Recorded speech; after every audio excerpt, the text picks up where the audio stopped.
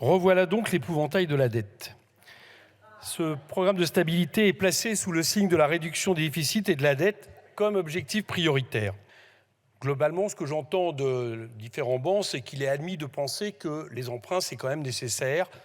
La dette, c'est quand même nécessaire quand, par exemple, il faut répondre à la crise du Covid, quand, par exemple, il faut aider les banques pour répondre à la crise du subprime, même si je pense qu'il aurait fallu les nationaliser, quand, par exemple, il faut faire des investissements sur plusieurs années. Globalement, c'est admis. Alors, on nous dit, mais le problème, ce n'est pas la dette, mais c'est la charge de la dette. Bon, c'est une question étrange. J'ai entendu le ministre un peu la recommencer lui-même, parce que, très franchement, je ne vois pas comment on peut avoir de dette sans charge de la dette. L'un ne va pas sans l'autre de manière évidente.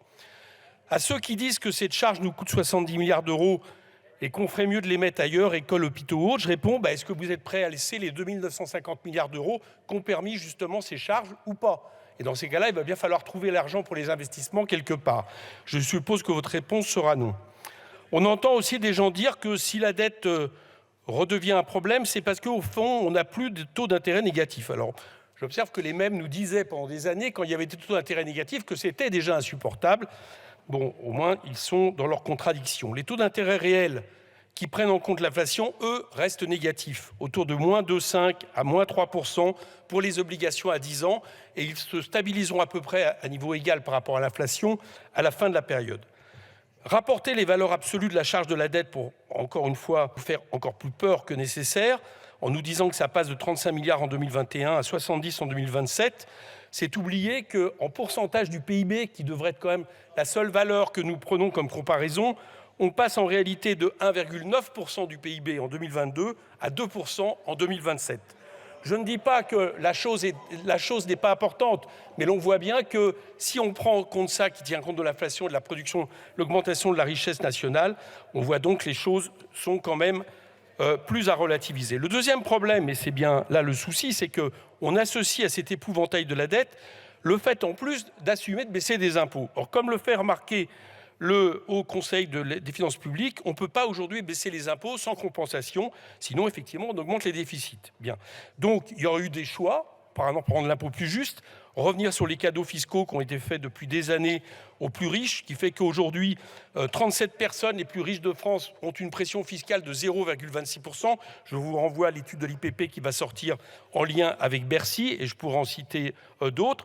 Mais ce n'est pas le choix qui a été fait. Le choix, c'est de faire une baisse des dépenses publiques. Alors, tout de suite, disons les choses clairement, parce que le débat, c'est de l'austérité ou pas, mais vous voyez, finalement, c'est uniquement les dépenses publiques qui augmentent moins, etc. En réalité, vous le savez, il faut prendre le chiffre des croissances tendancielles. La croissance tendancielle qu'il faudrait des dépenses publiques faire face aux besoins de la croissance des populations, c'est, je prends le chiffre le plus faible, de 1,2% du gouvernement. À partir du moment où vous admettez une augmentation de 0,8%, qui ne sera même pas valable pour toutes les dépenses publiques, puisque dans le même temps, on nous explique, et c'est Pierre Moscovici qui l'expliquait, qu'à partir de moi, une loi de programmation militaire à 413 milliards d'euros, ça fera moins 1,4% de dépenses en plus pour les autres services publics. Eh bien, on a 135 milliards de dépenses publiques d'ici 2027 qui vont disparaître. Bon. Je dois dire que je ne sais pas dans ces cas-là comment on règle le problème des hôpitaux, le problème du logement, absolument énorme dans notre pays et qui vaut largement un quoi qu'il en coûte, le problème de la santé et le problème évidemment de la bifurcation écologique, car je continue à dire que la dette écologique est bien plus grave pour les générations à venir que la dette financière aujourd'hui, parce que celle-là, on ne pourra jamais l'annuler, la reporter, l'étaler, etc. Nous pensons qu'il faut une grande réforme fiscale qui effectivement permet de redonner des recettes à l'État, alors même que depuis 2017, c'est moins 50 milliards par an et ça va encore augmenter si le gouvernement peut faire ce qu'il faut. C'est aussi revenir sur les 200 milliards d'aides aux entreprises. Ce n'est pas les aides aux entreprises que nous contestons, c'est quand elles sont sans condition. Et aujourd'hui, c'est 200 milliards cumulés qui sont des dépenses fiscales pour partie inutiles ou en tout cas qui ne se traduisent pas en impôts. Voilà donc ce que nous proposons, et j'allais dire que je reprendrai un petit peu la déclaration du ministre de la Défense l'autre jour en commission qui nous disait pour la défense, il faut d'abord partir des objectifs concrets et ça doit précéder les contraintes budgétaires. J'allais dire que c'est vrai pour beaucoup d'autres domaines et qu'on devrait partir des besoins en matière écologique, sociale, en matière de services publics et à partir de là déterminer le budget qui serait nécessaire pour les trouver. Messieurs les ministres, sur la question des retraites, je dirais simplement que vous le savez, le FCE vous explique que la réforme telle que vous l'avez vue, ça sera 280 000 demandeurs d'emploi en plus d'ici 2027, une baisse sur les salaires de 3% et 110 000 personnes qui seront en plus aux minima sociaux. Je ne suis pas sûr que ça soit parfait pour le pays. Merci.